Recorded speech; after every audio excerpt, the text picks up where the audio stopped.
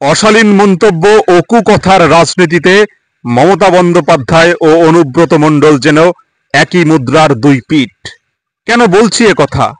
গতকালই আলিপুরদুয়ারে প্রধানমন্ত্রীর জনসভা শেষ হওয়ার পর সাংবাদিক সম্মেলন করে মমতা বন্দ্যোপাধ্যায় যে কুৎসিতভাবে প্রধানমন্ত্রীর ব্যক্তিগত জীবন উল্লেখ করে আক্রমণ করেছিলেন, তাতে একজন মুখ্যমন্ত্রী প্রধানমন্ত্রীকে এরকম অশালীন মন্তব্যের জন্য মাথা হেট হয়ে গেছে শিক্ষা সংস্কৃতি প্রবণ গোটা বাঙালি জাতির।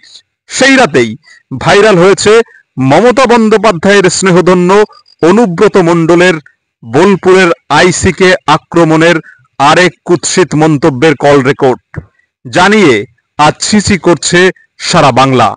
আর এর জন্য দলের নির্ধারিত ডেডলাইনের আগেই পত্রপাঠ ক্ষমাও চেয়েছে অনুব্রত মণ্ডল। কিন্তু তৃণমূল কংগ্রেস দলের একেবারে শীর্ষ স্তরের গুরু শিষ্যের এই চরম অশালীন কুকথার স্রোত আসলে কি প্রমাণ করে?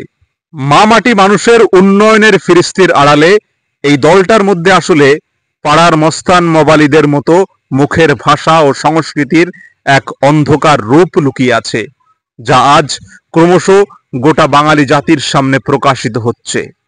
আপনি কি মনে করেন? অবশ্যই কমেন্ট করে জানাবেন।